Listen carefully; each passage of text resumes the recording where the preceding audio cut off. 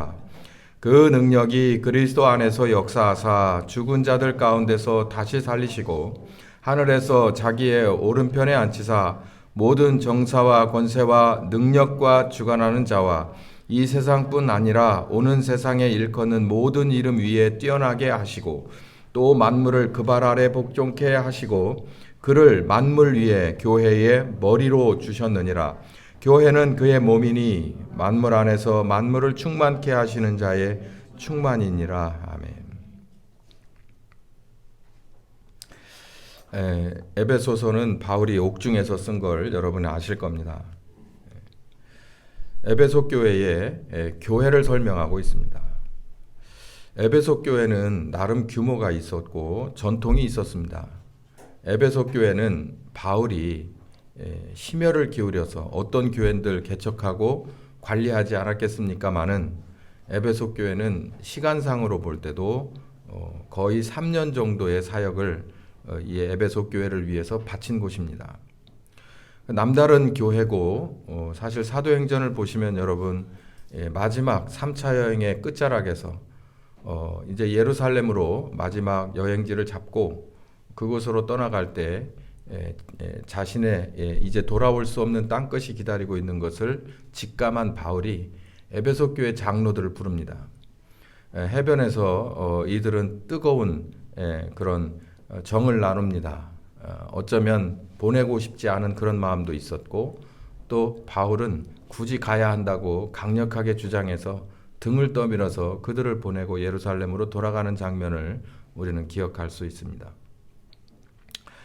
이런 에베소 교회에게 이제 바울이 교회라는 건 이런 거라고 다시 설명을 합니다. 뭔가 부족한 점이 있었을까요? 아니면 또 더 깊게 가르쳐주고 싶어서 그랬을까요? 어쨌든 바울이 에베소 교회를 향해서 교회의 정체성, 교회는 이런 거야 라고 얘기합니다. 오늘 우리도 이 교회라는 게 뭔지를 정확하게 오늘 본문을 통해서 바울이 무엇을 설명하고 있는지를 잘 따라잡기를 해서 교회가 뭔지를 안다면 우리 교회뿐만 아니라 혹시 이 동영상을 보는 목회자들이 있다면 또 성도들이 있다면 요즘 날의 21세기에 특별히 대한민국의 교회가 이제 정체를 똑바로 하고 수정해야 될 점이 있다는 것을 깨닫는 시간이 되기를 바랍니다. 교회는 첫 번째, 하나님이 그리스도 예수에게 주신 기업입니다. 하나님이 그리스도 예수에게 주신 기업이에요. 그리고 두 번째는 교회의 역할은 만물을 충만하게 하는 것입니다. 세 번째는 교회의 머리는 예수님입니다. 네 번째로 교회의 지체는 바로 우리 성도들입니다. 이 얘기를 하게 될 것입니다. 이게 아주 가장 중요한 50%를 차지하는 것이 1번입니다. 교회는 하나님이 그리스도 예수에게 주신 기업이다. 기업이라는 건 왠지 좀 낯선 단어입니다. 그러니까 이런 거예요.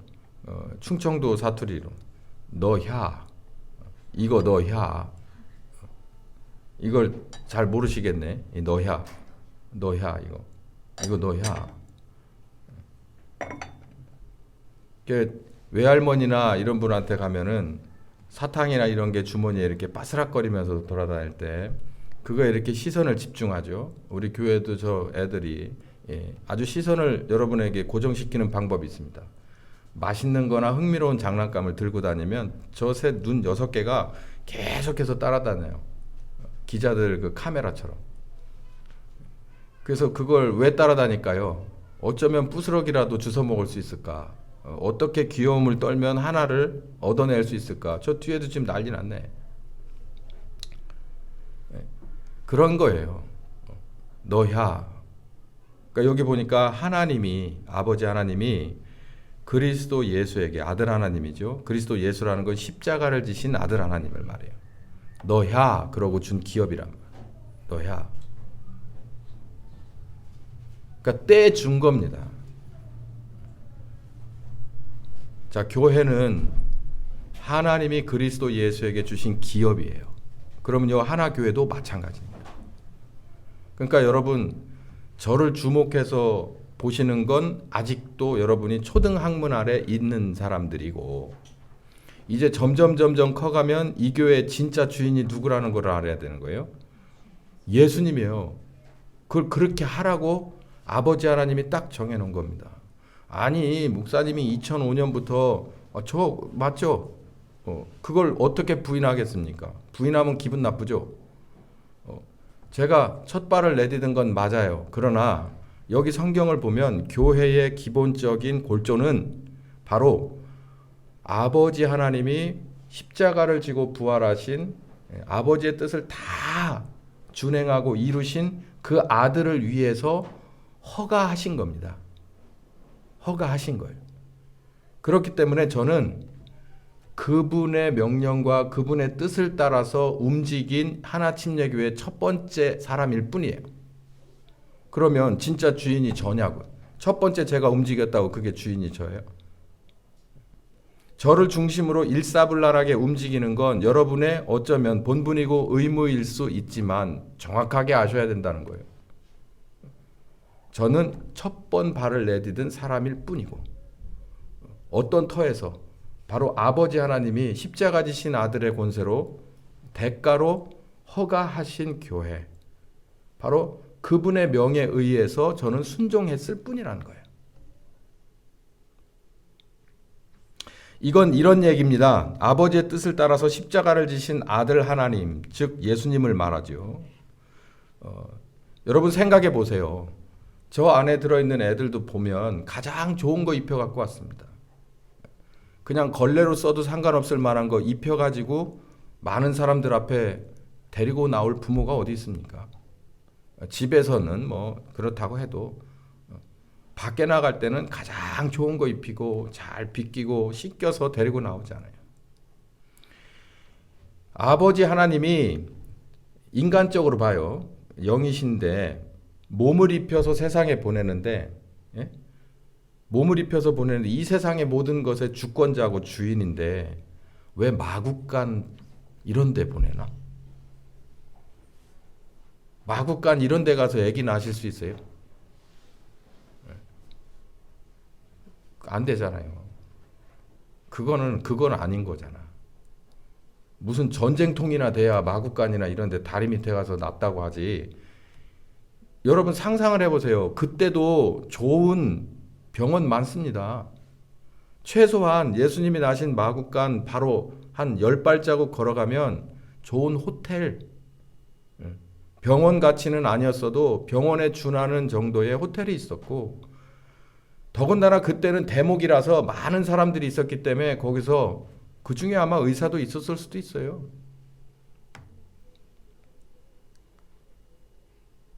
아니 더 나가서 그렇게 난 건 그냥 어떻게 우연이라고 치고 십자가에다가 왜 죽이냐고.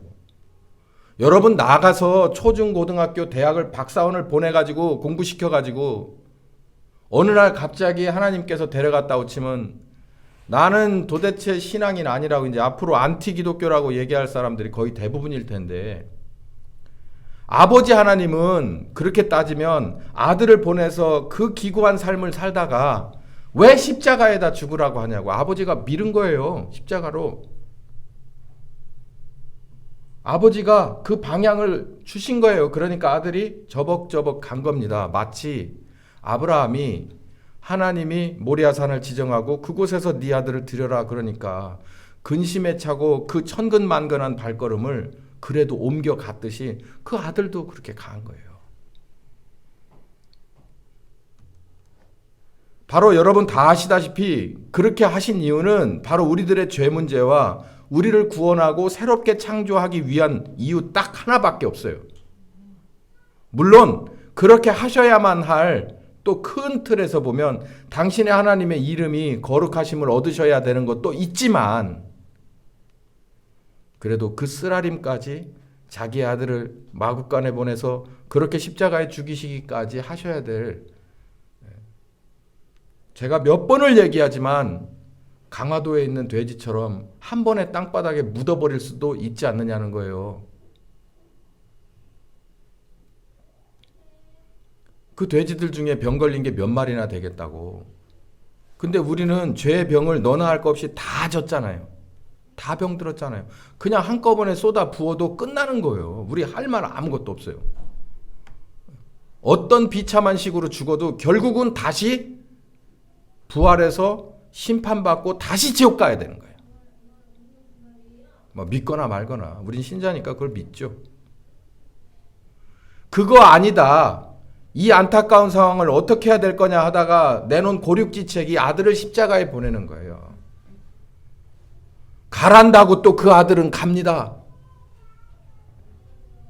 우리는 신자이기 전에 인간적으로 봐도 그 아버지의 중심이 어땠을까를 한 번쯤은 생각해 봐야 되고, 그 아들이 도대체 어떤 아들인가, 얼마만큼의 효성스러운 아들이고 아들인 것을 증명하는데 완벽할 수 있을까, 이보다 더 완벽할 수 있을까 생각해야 돼요.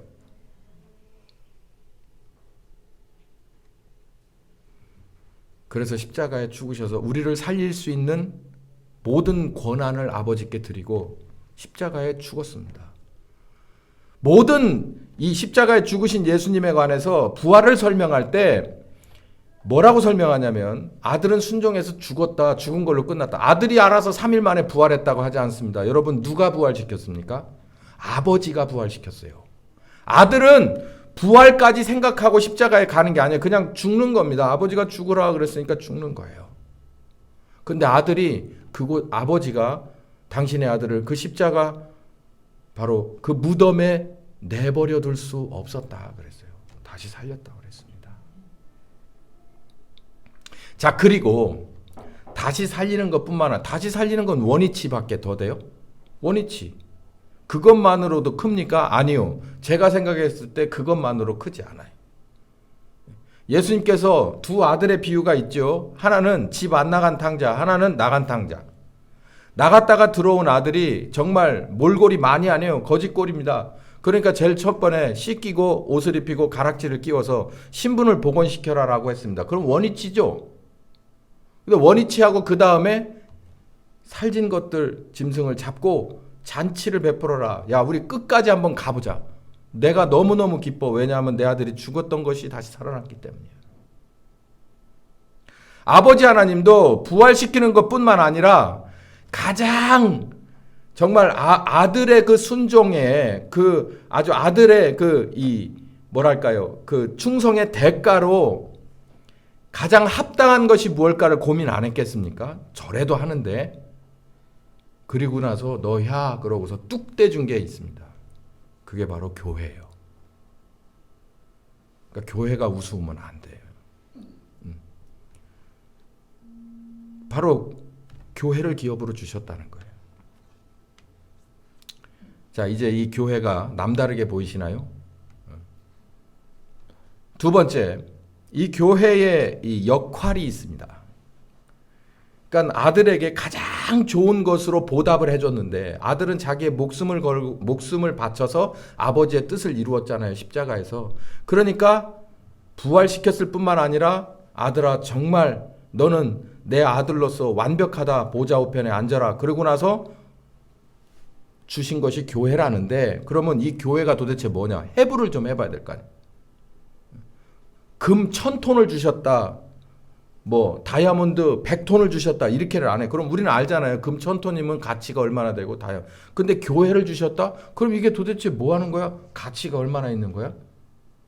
여러분, 하나님은 물을 마시거나 밥을 먹고 옷을 입는 분이 아닙니다. 그러니까 천국에서 금이 뭐게요? 흰 옷 입고 어디 길을 다니며? 황금길을 다니며. 보도블록으로 써. 보도블록으로. 사람들 보도블록으로 쓰는 게 뭐예요? 가장 흔한 거 아닙니까? 그건 뭘 상징하느냐면, 하나님의 나라는, 하나님은 우리가 소중하다는 가치 그 자체를 공감하지 않는다는 얘기예요. 하나님은 영이시기 때문에. 그러니까 하나님이 가장 소중해서 아들에게 기업으로 주신 교회의 가치를 우리는 쉽게 이해를 못하는 거예요. 근데 바울이 그걸 에베소 교회에게 이렇게 설명을 하고 있어요. 저도 여러분에게 이렇게 설명을 하는 겁니다. 교회는 맡은 역할이 하나님스러운 역할이 있어요.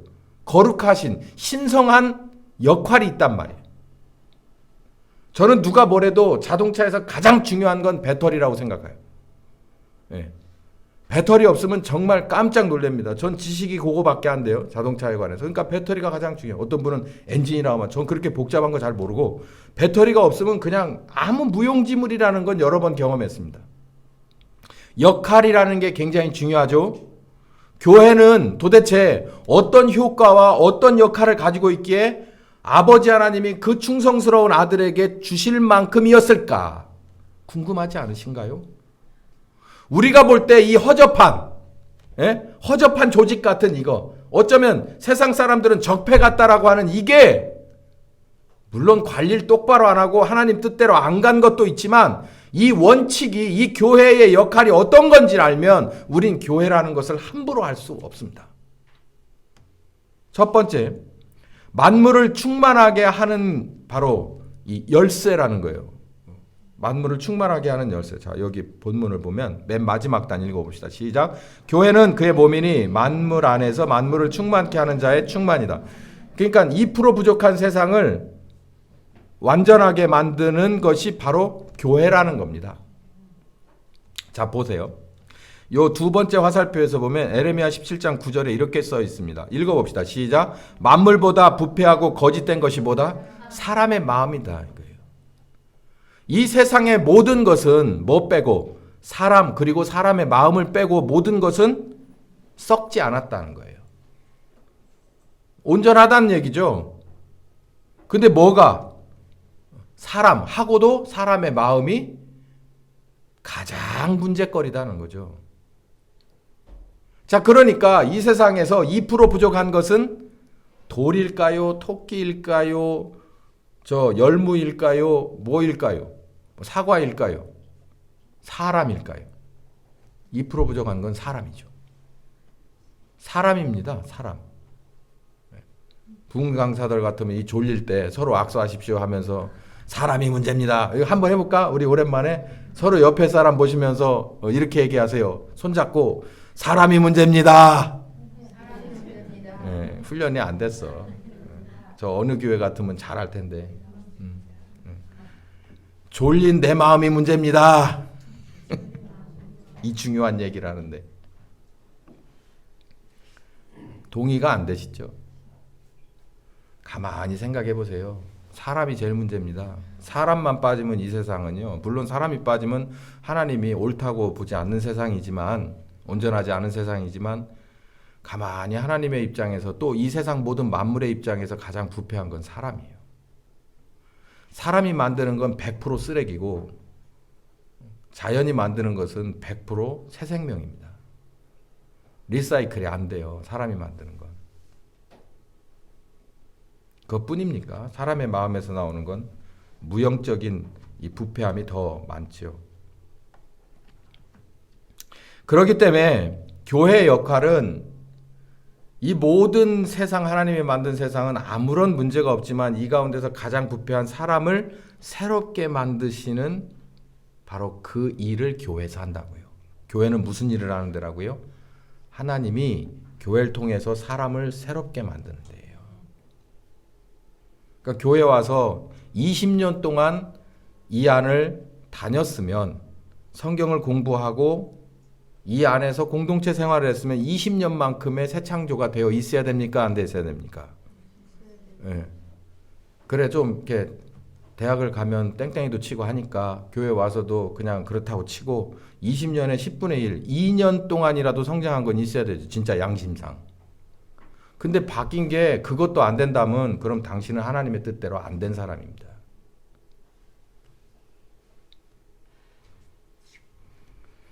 요한복음 6장 40절에 예수님께서 당신이 오신 이유가 이거라는 거예요. 나를 보고 믿는 자마다 마지막 날에 다시 살리는 것. 마지막 날에 다시 살긴 다 살아요. 부활합니다. 근데 여기서 살리는 사람은 구원의 부활을 말하지 심판의 부활을 말하는 게 아니에요. 예수님께서 그 사람을 깨워서 심판에 보내려고 그런 거 하려고 이 세상에 와 십자가 진 거 아니란 얘기입니다.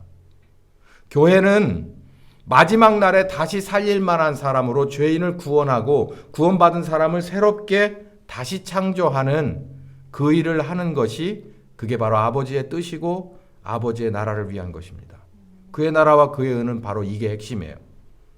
죄인을 구원하고 새롭게 창조하는 계획. 이걸 어디가 한다고요? 교회. 근데 이 교회를 누구에게 주셨다고요? 예수님에게 줬단 말이에요. 교회의 머리는 예수입니다. 머리라는 건 리더를 말하는 거예요. 죄인을 구원하고 새롭게 창조하는 창조자로서 자격을 모두 갖추셨기 때문에 그분이 리더입니다. 예수님은 신학을 하셨을까요? 신대원을 하셨을까요? 목회학 박사 했나? 목회 경험이 얼마나 되실까? 논문을 뭐를 썼을까? 이런 거하고 아무 상관없는데 왜 그분은 교회 머리실까? 왜 여러분은 평신도고 저는 왜 목사일까? 평신도는 왜 굳이 평신도의 자리만 있길 원하고 목사는 항상 목사여만 할까? 예수님도 신학 안 했는데. 이 책 제목 좋다. 누구 하나 쓰시죠. 예수님도 신학 안 했는데. 히브리서 5장 5절 보면 죄인을 구원하고 새롭게 만들 수 있는 예수님이 그냥 리더가 된 게 아닙니다. 바로 이 문제 때문에, 이 자격을 갖추셨기 때문에 되셨는데요. 그 얘기는 5절부터 10절을 잘 읽어보면 이건 십자가를 지는 순종을 했다는 얘기예요. 순종. 그럴 필요 없지만 순종했다는 것입니다. 한번 길더라도 읽어보시죠. 또한부터 시작. 또한 이와 같이 그리스도께서 대제사장 되심도 스스로 영광을 취하심이 아니요 오직 말씀하신 이가 저더러 이르시되 너는 내 아들이니 내가 오늘날 너를 낳았다 하셨고 또한 이와 같이 다른데 말씀하시되 내가 영원히 멜기세덱의 반차를 좇는 제사장이라 하셨으니 그는 육체에 계실 때에 자기를 죽음에서 능히 구원하실 이에게 심한 통곡과 눈물로 간구와 소원을 올렸고 그의 경외하심을 인하여 들으심을 얻었느니라. 그가 아들이시라도 받으신 고난으로 순종함을 배워서 온전하게 되었은즉 자기를 순종하는 모든 자에게 영원한 구원의 근원이 되시고 하나님께 멜기세덱의 반차를 좇는 대제사장이라 칭함을 받았느니라. 아멘. 영원한 구원의 근원이 되신 것은 무엇 때문이라고요? 십자가를 순종하셨기 때문이라는 거예요. 바로 이 자격을 갖추지 못했다면, 십자가의 순종이 없었다면 예수님도 리더가 되실까요? 될 수 없다는 얘기입니다. 근데 예수님은 십자가를 순종하셨고 그리고 우리 구원의 근원이 구원의 샘물이 됐다는 거예요. 네. 샘솟도록 사람을 구원할 수 있을 만한 권한과 능력이 생겼다는 거예요. 하나님이 부여했다는 겁니다. 자격이 있으니까 주는 거예요. 자격이 돼야 주는 겁니다. 하나님은 자격이 돼야 주는 것이에요. 자격이 돼야 보내는 거예요. 보낸 사람은 반드시 책임지는 거예요. 영원한 구원의 근원이 되실 만한 일을 다 하셔서 하나님이 보셨을 때 이제 너는 자격이 충분해 라고 하고 너 야 그러고 준 게 교회라는 거예요. 히브리서 7장 16절에도 이런 말씀들이 있지요. 여기 세 번째 단을 읽어보겠습니다. 그는 시작. 그는 육체에 상관된 계명의 법을 좇지 아니하고 오직 무궁한 생명의 능력을 좇아 되셨다라고 돼 있어요. 이 무궁한 생명의 능력은 십자가의 순종하심을 보고 아버지 하나님께서 주신 능력입니다. 뭐가 되라고? 우리 구원의 근원이 되라고. 교회에 예수님께서 리더가 되셔도 구원하실 만한 능력이 없다면 그분은 리더가 아니죠. 근데 우리들의 교회의 머리가 되신 예수님은 무한한 능력을 가지셨어요. 무엇을? 우리를 구원할 만한 능력이 있어요. 이거를 우리 용어로 제 말로 아주 거칠게 표현하자면 사람을 완전히 싹 바꿔놓을 만한 능력이 누구에게는 있다? 예수님에게는 있다는 얘기예요. 선생님을 오래 하셨죠. 선생님이 학생들을 바꿔놓을 수 있습니까? 그 인성을 오래 바꿀 수 있어요. 저 뒤에 보육교사, 저는 보육교사. 이 어린아이를 오래 데리고 있어도 보육을 아무리 정을 다해서 열심을 다해서 해도 그 인성을 바꿔놓을 수 있던가요? 없어요. 저는 목사입니다. 목사를 15년 동안 했어도 저 여러분의 인성을 바꿀 수 없는 두 손을 듭니다. 근데 누구는 하실 수 있다는 거예요. 여기 예수님은 하실 수 있대요. 이 얼마나 다행인 겁니까? 그러니 여러분 저를 그만 쳐다보시고 누구를 바라보십시오. 여러분 안에 계신 살아계신 예수님을, 영으로 오신 예수님을 바라보십시오. 여러분의 인성을 완전하게 바꿔놓을 것입니다. 교회는 뭐냐? 교회 지체는, 교회 머리는 예수님, 그리고 교회의 몸은, 그러니까 머리로 비유했으니까 몸으로 가야죠. 몸은 누구라는 거예요? 바로 우리라는 거죠. 머리 따로 몸 따로 놀면 그건 병원에 가야 됩니다. 왜 그런가 진찰을 받고 의사의 견해를 들어서 진단을 내리고 입원이 필요하면 입원을 하고 수술이 필요하면 수술을 하고 약이 필요하면 처방받아서 약사에게 사서 먹어야 됩니다. 교회의 지체는 성도라고 하는데 머리 대신 예수님께 당연히 따라가야 됩니다. 순종해야 된다는 얘기예요. 여러분은 어쩌면 지금까지 저를 따라오셨어요. 아니 대한민국의 대부분, 아니 전 세계 교회가 대부분 교회 리더는 목사라고 생각하고 목사를 따라갑니다. 그러나 여기 보니까 진짜 교회 리더는 예수님이에요. 저를 여러분 맨날 따라와도 바뀌지 않습니다.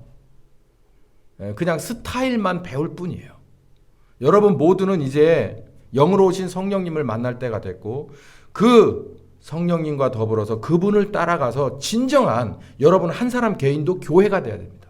머리하고 몸이 따로 놀지 않고 그 죽은 사람이잖아요. 아니면 문제 있는 사람이잖아요. 그것처럼 온전한 머리가 인도하면 몸은 따라가는 온전한 구원의 개체들이 다 되시기를, 온전한 교회가 다 되시길 예수님의 이름으로 축원합니다.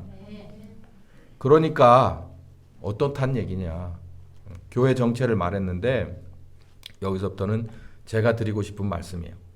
첫 번째, 교회의 소유와 지휘권은 아들 하나님에게 있어요. 자, 이 얘기는 굉장히 많은 얘기를 포함하는데 크게 두 가지입니다. 하나는 뭐냐면 그러니까 그분 따라가면 된다 안 된다? 돼요. 네. 만약에 이럴 수 있습니다. 여러분 저를 열심히 따라오다가 그 나폴레옹처럼 그랬다죠. 알프스 어딘가 산을 올라가다가 정상에 올라가서 밑을 내려다보고 뒤를 보고 한동안 고민하더니 부관에게 뭐라고 했다죠? 이 길이 아닌 게벼. 그러니까 저는 방향만 여러분과 더불어서 따라가요. 여러분 개인은 이제 교회의 진정한 소유와 지휘권을 가지신 이제 성령 하나님과 더불어서 여러분의 세밀한 목표 지점을 다시 잡으셔야 됩니다. 충분히 그럴 때가 됐어요. 그렇게 하는 작업을 리더들과 더불어서 이제 몸부림치면서 해내셔야 될 과제가 있는 겁니다.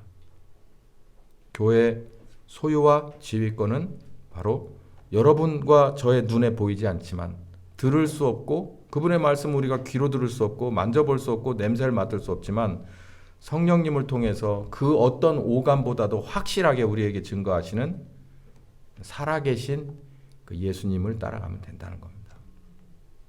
두 번째, 교회는 하나님의 소유이므로 하나님이 지킵니다. 요한일서 5장 18절에 이런 얘기가 있어요. 사람을 거듭나게 합니다. 근데 그 거듭난 사람을 하나님이 지킨다고 그랬어요. 악한 자가 와서 뭐하지도 못하게, 삼키는 게 아니라 만져보지도 못하게 한다고 그랬어요. 우리가 아기를 낳아요. 그래서 웬만큼 지나면 이제 교회를 데려옵니다. 그러면 이렇게 엄마가 이렇게 보재기에 싸서 이렇게 안았잖아요. 그러면 뭐 대부분의 사람들은 가서 만져보려고도 안 하고 그냥 이렇게 슬쩍 보려고만 하죠. 그래도 왠지 엄마는 두려워합니다. 요즘 독감이 극성이라는데 그러면 엄마들이 이제 아기를 데리고 나오기가 힘든 거예요. 내가 이거 뺏어가겠다는 것도 아니고 만져보겠다는 것도 아니고 보기만 하면 아이고 이뻐라 그러고 옛날 마냥 옛날 할머니 할아버지들 마냥 그냥 뽀뽀해야 되고 막 이러는 거는 요즘은 안 되는데 그냥 보기만 아이 컨택을 하려고 해도 아이 컨택으로 바이러스가 가는가? 네. 어쨌든 엄마의 마음은 그런 거죠. 근데 하나님이 아들의 십자가의 공로와 효과를 가지고 우리를 거듭나게 했는데 그걸 적당히 관리할 것 같습니까? 그냥 내박치다시피 방목하듯이 놔두실 것 같아요. 여러분 성령님 어디 계십니까? 여러분과 최단 거리에 있습니다. 뭐 마음속 들어와 있으면 정말 좋은데 이 마음속에 들어와서 효과를 내지 못한다면 여러분과 최단 거리에 24시간 365일 절대 떠나지 않습니다. 왜요? 뭐 하려고? 지키려고. 왜 그럴까? 아버지가 그렇게 한다고 그랬어요. 왜 그럴까? 아들이 십자가에 죽어가면서까지 새롭게 나게 했는데 당신의 아들의 피가 아까워서 절대로 이걸 포기할 수가 없어요. 입장을 바꿔놓고 생각을 해보시라니까. 내 아들이 뭔가를 하다가 거기에서 목숨을 잃었습니다. 그러면은 평생 그게 내 자랑이고 내 기업이고 내 영역권 안에서 항상 주목하면서 바라보는 거겠죠. 하나님도 똑같습니다. 거듭난 사람 한 사람을요, 이 사람이 하나님께 100% 순종하는 게 아니더라도 항상 그 주변을 맴돕니다. 왜? 아들이 십자가에 순종해서 새롭게 난 거니까. 하나님이 지킨다는 얘기예요. 출산하는 엄마의 자녀 본능적인 그런 마음처럼 하나님도 똑같다, 더하다. 십자가를 지신 아들의 희생이 교회에는 담겨 있기 때문에 개인과 교회는 바로 하나님이 지키신다는 얘기입니다. 제가 이 차트에는 쓰질 않았는데 여러분께 꼭 드리고 싶은 말씀이 있습니다. 하나님의 소유는 하나님이 지킨다고 그랬죠. 여러분 이게 진짜 믿어지십니까? 저는 이 말씀을 어제 밤새도록 받았습니다. 제가 잔 게 아니에요.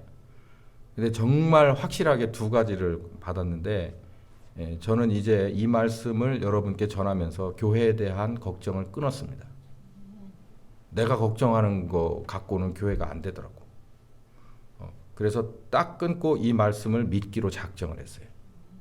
근데 이 말씀을 믿고 나니까 어떤 두려움이 생기냐면 분명히 저에게 이렇게 강력하게 이 말씀을 주신 이렇게 식으로 강력한 거가 이렇게 10손가락에 꼽을 정도인데 이렇게 주시고 난 다음에 뒤에는 확실한 증거들이 막 나오더라고요. 막 튀어나오게 되는데 궁금하시죠? 2부 예배 때 하겠습니다.